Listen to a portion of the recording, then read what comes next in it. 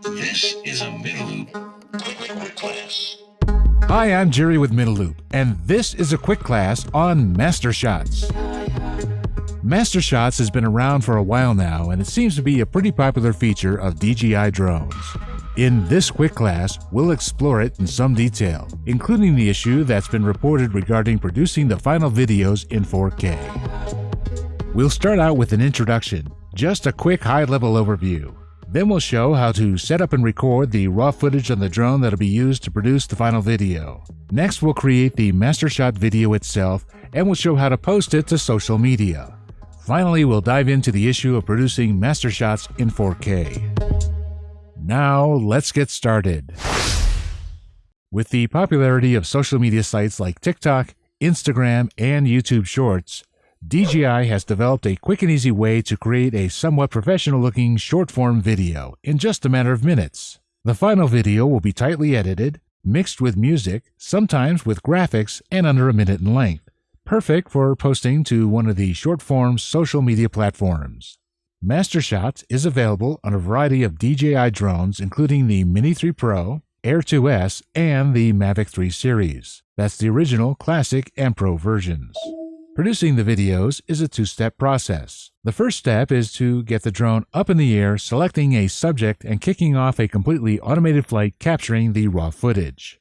The second step is to produce the final edited video based on a number of available templates. And that's it. Within 5 minutes, you'll have a video that's ready for posting, which DJI makes pretty easy too. You can post it right from the controller.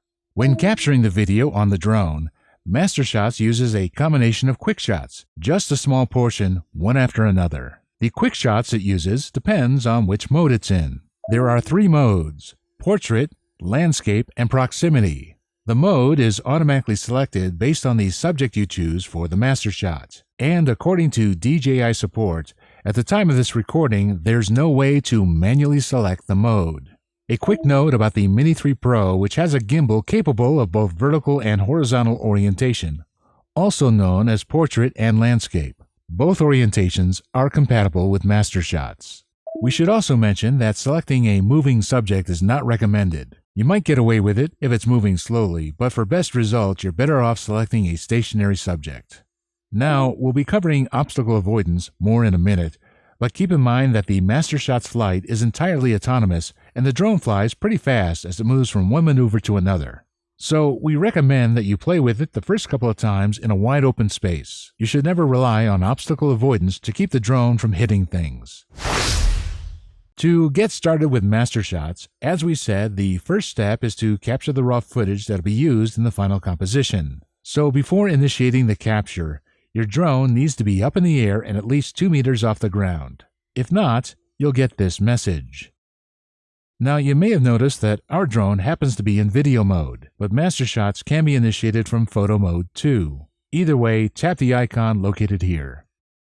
Next, frame up your subject. In this example, we'll be doing a Mastershot of this model home. From this menu, go ahead and tap Mastershots. Right away, you start getting some on-screen instruction of what to do next. You'll also notice that the app starts to identify some possible subjects. In this case, it's recognizing some cars. And if it happens to identify your target automatically, all you need to do is tap the little plus icon. But since our subject is the house, which hasn't been recognized, we need to tap and drag on the screen to form a box around it. Once we've selected the subject, the mode we mentioned earlier has been determined, and this menu pops up with the estimated flight time and the few parameters that you can set. Now, if you're not seeing the parameters, this menu may be minimized. If so, this will be a down arrow which you can tap on to maximize. Now, as we said, this is an automated flight, but you do have a few options you have control over: width, length, and height. Each can be set to small, medium, or large. Height is how high the drone is allowed to fly. Width is side to side, and length is forward and back. You may have noticed that there's this little box around your subject in the map in the lower left. That box represents the area your drone will stay in during the mission. If you change the width or length parameters, the box will change accordingly. Also, changes to any of the settings will affect the duration of the flight. Now notice the resolution is set to 4K at 30 frames per second. It defaulted to that because that's where it was the last time we used Mastershots. We'll be discussing 4K in detail later, but if you want to change the resolution, tap here. Just make sure you're in Mastershots mode before changing it. In fact, make sure you set all of your video settings before pressing the Start button. Now, most professional drone pilots prefer setting the exposure manually, but this is one place you might consider automatic settings. The drone is about to make some quick and sudden movements from a variety of angles, and the exposure may need to be adjusted rapidly, something auto exposure does well. There are a couple of settings to be aware of. As we said earlier, the drone will be flying autonomously and somewhat quickly. You'll want to be sure that it attempts to avoid obstacles. While in Mastershots mode, select the three dots in the upper right. Under the Safety tab, make sure Obstacle Avoidance Action is set to anything other than off. Either bypass or brake will do. The next setting I'd like to point out is the Shooting mode. It's found under the Camera tab. Or is it? This is a screenshot from the Mavic 3 Cine, and the Shooting mode parameter is missing. Shooting mode is only available on drones that don't have 360-degree obstacle avoidance. More specifically, the option is only for drones that can't detect objects from the side, like the Air 2S. Here's what the setting looks like. It's really clever what DJI has done here. It all has to do with when, during the mission, the drone is flying parallel to the subject. When a drone is able to detect objects from the side, it simply flies sideways, with the gimbal pointed straight ahead at the subject. But when a drone cannot detect objects from the side, instead of flying sideways, it flies straight ahead and it turns its gimbal 90 degrees so that the camera is pointing at the subject. So then, what's this option all about? Well, rotating the gimbal at a 90-degree angle introduces a new problem. As you may have guessed, there's now the potential for the propellers to be seen in the video. In fact, that's a common complaint. This option fixes that. It allows drones that cannot detect objects from the side to fly the same as those that can, sideways, basically overriding the protection.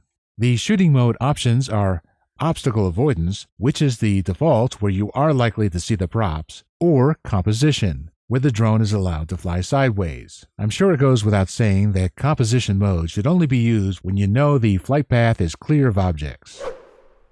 Okay, let's go. When ready, tap that Start button.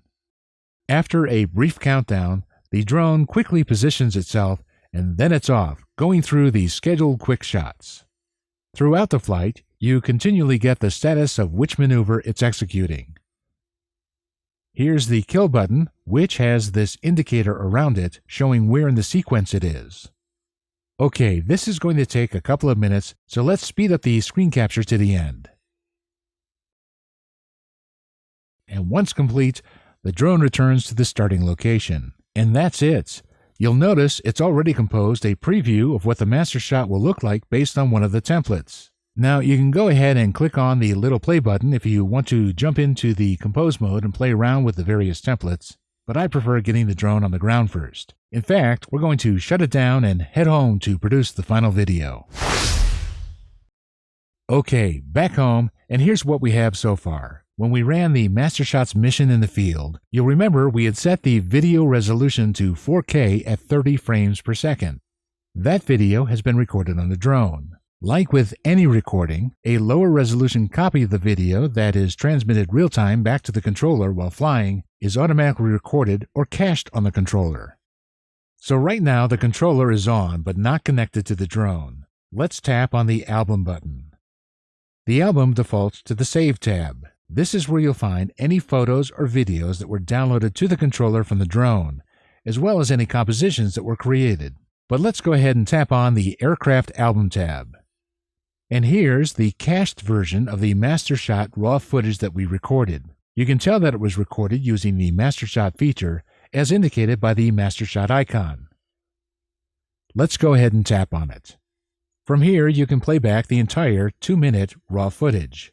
But let's go ahead and tap the Create Mastershots button to open up the main Mastershots interface.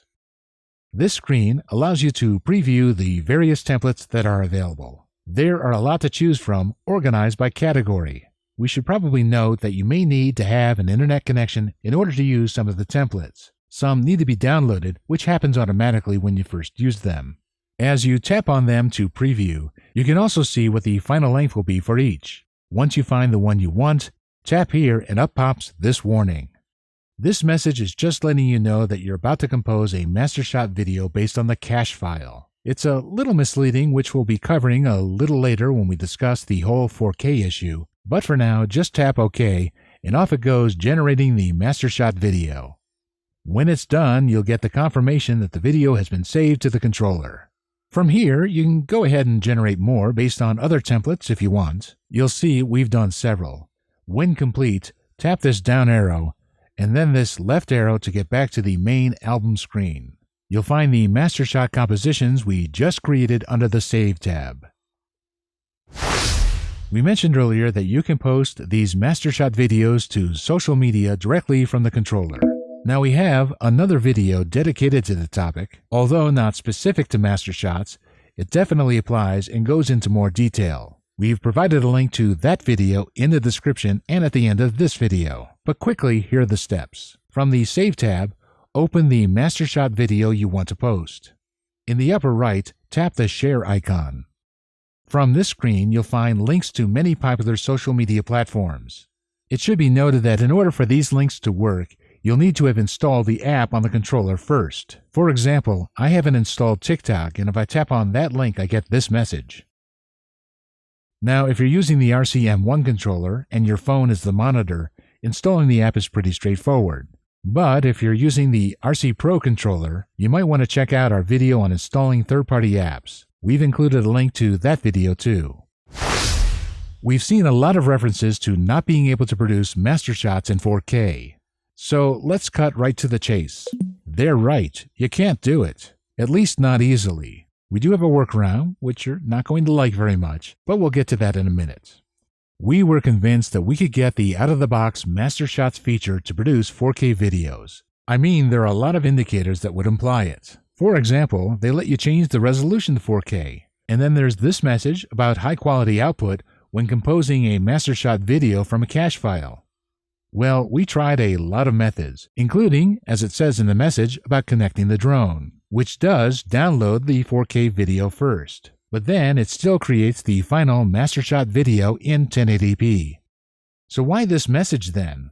Well, the video in the drone will always be better than the cache file that the controller captures automatically. The reason is the cache file has been recorded from the transmission during the flight. OcuSync 3.0 is very good, but there's always the possibility of dropouts, and I'm sure they have some serious compression going on. So it makes sense that using the video recorded on the drone would produce a better output. Anyway, we tried 4 or 5 different methods without producing a Mastershots video in 4K. Incidentally, most of these short-form social media sites don't even use 4K videos. Some won't even accept them, and if they do, they'll downscale them to 1080p anyway. And all the platforms that we researched recommend 1080p. You might be asking if there's any advantage to changing the resolution to 4K before recording a Mastershot video. Well, probably not if you're just posting to social media. But there might be other good reasons. For example, let's say you're a real estate videographer. If the property you're shooting is clear of obstacles, you might want to shoot a quick Mastershot to supplement the footage you've taken manually. It just takes a couple of minutes, and I'll bet you end up using some of it. And then, of course, there's that workaround we talked about earlier. Now, admittedly, you're probably going to hate the suggestion, but here's what we did. As you saw, we recorded in 4K. We then composed a Mastershots video using one of the templates. Next, we took both videos and dumped them into our video editing software. From the Mastershots recording, we used the audio as is, and we used the video track as a reference. We then took the 4K video and reproduced all of the video edits. Now, of course, it took longer than simply pushing a button, but it did save us a lot of time since all of the decision-making was already done. Anyway, it's a thought, and here's how the video came out.